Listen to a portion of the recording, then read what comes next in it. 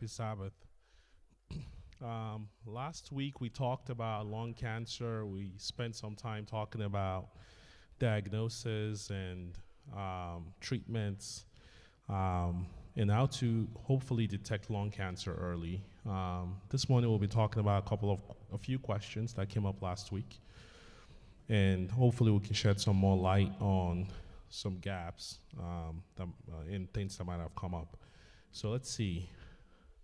The first question is, what should a family member look for as an early sign of lung cancer?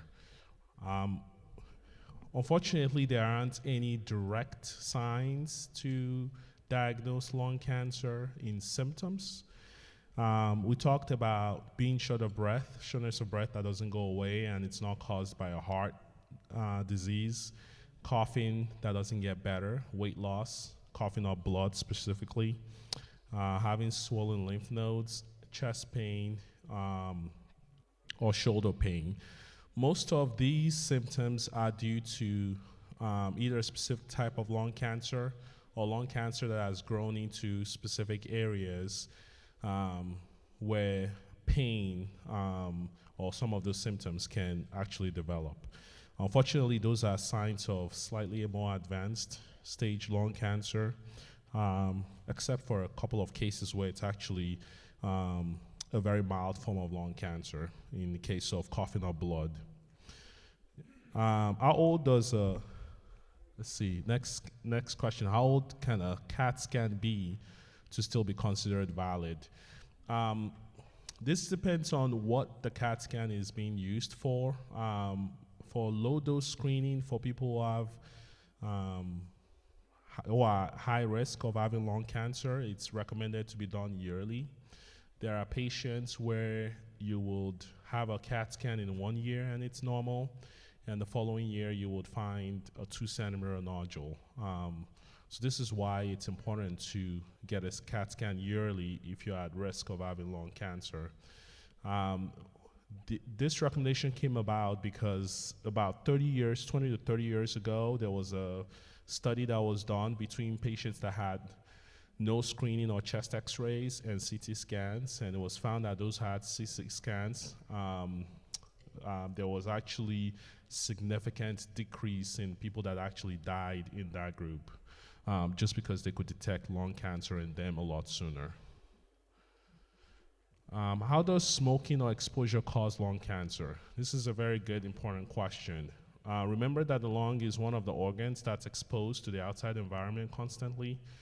And so smoking, what it does is there are certain carcinogens in cigarettes and cigarette smoke that attach themselves to the base of the mouth, tongue, and lung. And what they do is they cause the cells to replicate in a manner that's aberrant and that's not controlled by the body. If the body is not able to check those aberrancies, then lung cancer develops. We do have mechanisms in our body that helps keep things like that in check. Unfortunately, due to repeated exposure to smoking, for instance, or other agents, those checks can be suppressed. When they do a biopsy of a malignant tumor, can't cancerous cells spread? This is a question we get a lot from patients. There are standardized ways in which biopsies are performed in order to prevent the spread of tumor. There are certain types of cancer that can spread if the biopsy is not done properly. And there are certain tumors that if we biopsy and find it's cancer, we resect that area where the biopsy was done as well.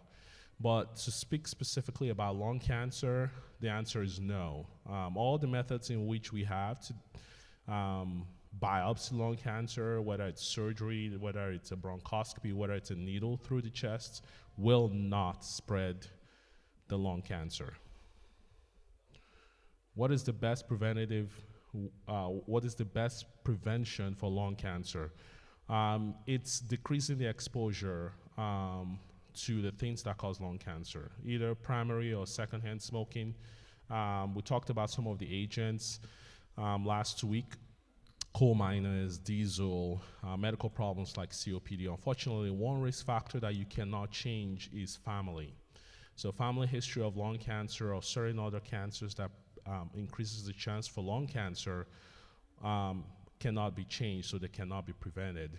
But you can decrease your exposure to, tobacco, radiation, certain other elements that can increase the chance of lung cancer, and that's the best preventative way.